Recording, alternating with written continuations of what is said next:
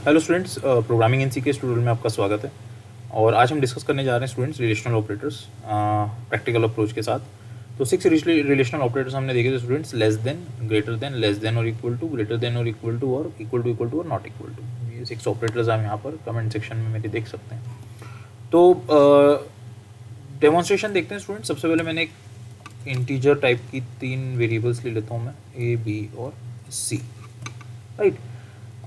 ए को मैं इनिशियलाइज़ करता हूँ 56 से, बी को मैंने इनिशियलाइज़ कर दिया 78 से, और सी के अंदर मैं क्या कर रहा हूँ, ए ग्रेटर देन बी का रिजल्ट स्टोर करा रहा हूँ और उसके बाद मैं प्रिंट कर रहा हूँ। सो प्रिंट एफ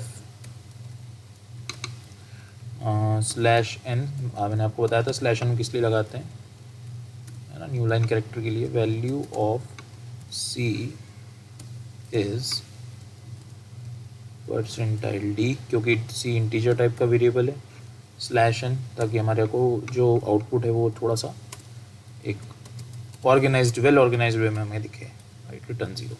तो क्या ए बी से बड़ा है स्टूडेंट्स? नहीं, ए बी से बड़ा नहीं है। 56 इज नॉट ग्रेटर देन 78, तो यहाँ पर सी के अंदर क्या वैल्यू जानी चाहिए? 0 हो जानी चाहिए, राइट। तो यहाँ पर आप देख सकते हैं कि वैल्यू ऑफ सी इज 0। अगर मान लीजिए मैं ए की वैल्यू 56 की जगह 156 कर देता, अब तो बड़ी है, तो अब सी के अंदर क्या वैल्यू आनी चाहिए स्टूडेंट्स? 1। तो ये 1 आ रही है, यानी कि ये स्टेटमेंट ट्रू है। कौन सा स्टेटमेंट ट्रू है? कौन सा एक्सप्रेशन ट्रू है? A greater than B is true, therefore the value of this expression is 1।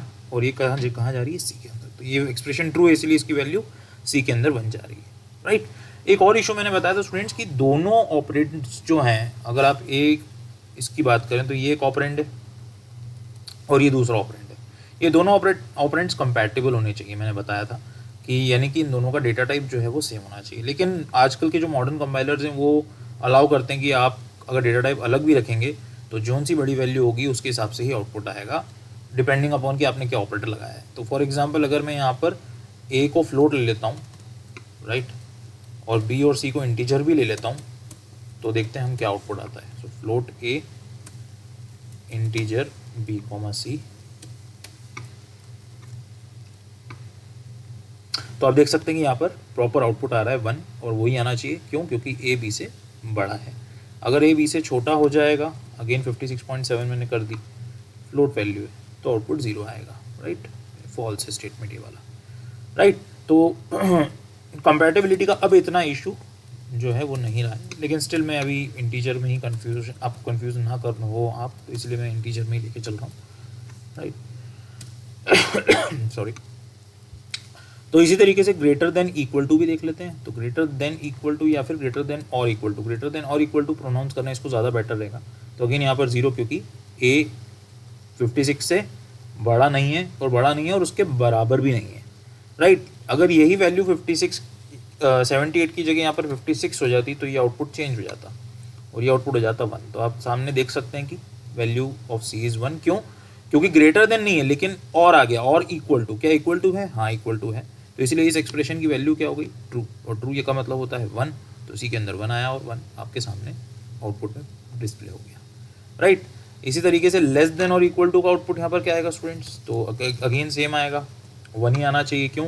क्योंकि ए की वैल्यू बी से लेस देन तो नहीं है, लेकिन इक्वल टू है। लेस देन और इक्वल टू, इन दोनों में से एक चॉइस है, या तो लेस देन हो या फिर इक्वल टू।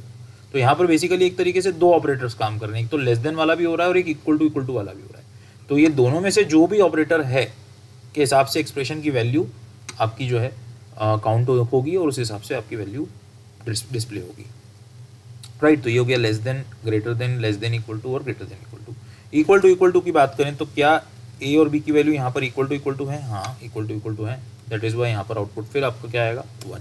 लेकिन अगर मैं यहाँ पर 56 की जगह बी की वैल्यू 66 कर देता हूँ, तो क्या अब आउटपुट आएगा?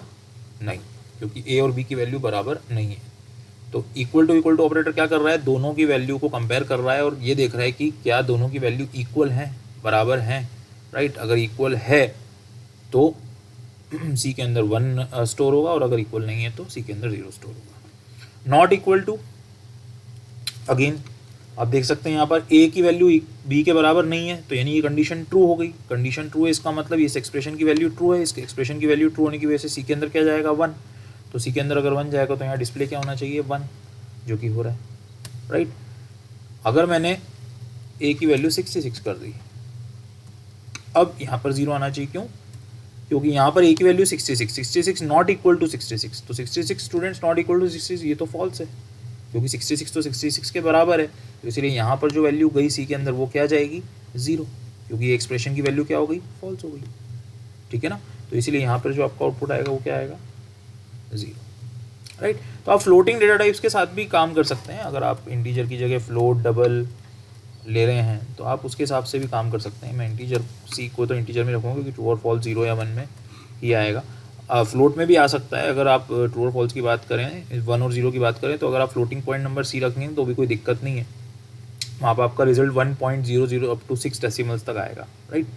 तो अगर मैं इसकी बात करूँ तो आपका आउटपुट अगेन 0, लेकिन अगर 66.7 कर दिया मैंने या कोई भी वैल्यू ले ली तो आपका आउटपुट 1 हो जाएगा। तो अगेन किसी भी डेटा टाइप के साथ आप टेस्ट कर सकते हैं इन ऑपरेटर्स को। और इसकी जो शीट्स हैं उसके अंदर मैं रिग्रेसिव क्वेश्चंस दूंगा। तो एक और चीज़ यहाँ पर हम देख लेते हैं कि किस तरीके से अगर 2 या 2 से ज़्यादा एक से ज़्यादा एक्सप्रेशन अगर आ जाता है, c इज़ इक्वल्स टू मैंने ले लिया 5 और d इज़ इक्वल्स टू ले लिया मैंने 6, राइट। और फ्लोट मैंने a b के साथ में, सॉरी c की जगह मैं लेता हूँ d और यहाँ पर लेता हूँ e, सॉरी, क्योंकि c ऑलरेडी हम लोग रिजल्ट स्टोर कराने के लिए कर रहे हैं, तो d, e, राइट। तो यहाँ पर मैं एक एक्सप्रेशन लिखता हूँ a प्लस b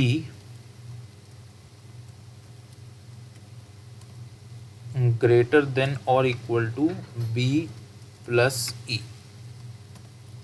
राइट। तो इस तरीके से भी एक्सप्रेशन आ सकता है, इस तरीके से भी रिजॉल्वमेंट हो सकता है, इस तरीके से भी आपको इवेल्युएट करना पड़ सकता है। और इस पूरे को मैं अगेन इसमें डाल देता हूँ इक्वल ब्रैकेट में, चाहे तो डाल सकते हैं, नहीं चाहे तो भी कोई दिक्कत नहीं है, राइट। तो a प्लस बी यानी कि 66 प्लस 66 यानी कि 132 is greater than equal to 5 plus 6, sorry 66 plus 6 यानी कि 72। तो ये एक्सप्रेशन ट्रू हो गया। अब डी बी की जगह मैं कर देता हूँ डी। तो a प्लस बी की वैल्यू 132 और d प्लस ई की वैल्यू 11, तो 132 is greater than equal to 11, therefore इसका आउटपुट जो है वो क्या आएगा? 1, राइट। तो आप इस तरीके से टेस्ट कर सकते हैं स्टूडेंट्स। यहाँ पर जो है कितनी भी वैल्यूज़, कितना ही बड़ा एक्सप्रेशन होगा, रिजॉल्व बाय रिजॉल्व होता जाएगा। और एक चीज़ और इसके अंदर एक कॉम्प्लेक्सिटी और ऐड करके देखते हैं, क्या ये चलेगा कि ये 1 से 2 से ज़्यादा एक्सप्रेशन ले रहा है? ब्रैकेट में लिखते हैं a प्लस ई, राइट। तो अगेन 0 आया है। अब ये 0 क्यों आया है? तो ये आपको थोड़ा सा देखना पड़ेगा कि क्या इसका राज है। तो ये थोड़ा सा आप देखिए इसके अंदर। यहाँ पर एक हिंट मैं आपको ये दूंगा कि एसोसिएटिविटी यहाँ पर काम करेगी। और एसोसिएटिविटी का मतलब क्या है कि कंपाइलर किस तरीके से इन ऑपरेटर्स को, इन ब्रैकेट्स को रिजॉल्व करेगा। तो इसके लिए मैंने आपको प्रेसिडेंस और एसोसिएटिविटी का चार्ट दिया है, आप वहाँ जाकर स्टडी कर सकते हैं। और इस एक्सप्रेशन की वैल्यू 0 क्यों आई वो आप वहाँ पर जाकर देख सकते हैं, राइट। तो thank you students. Relational operators में प्रैक्टिकल इतना ही। शीट में आपको वेबसाइट पे अपलोड करूँगा, तो आप वहाँ पर चेकआउट कर सकते हैं। So thank you students, thank you very much.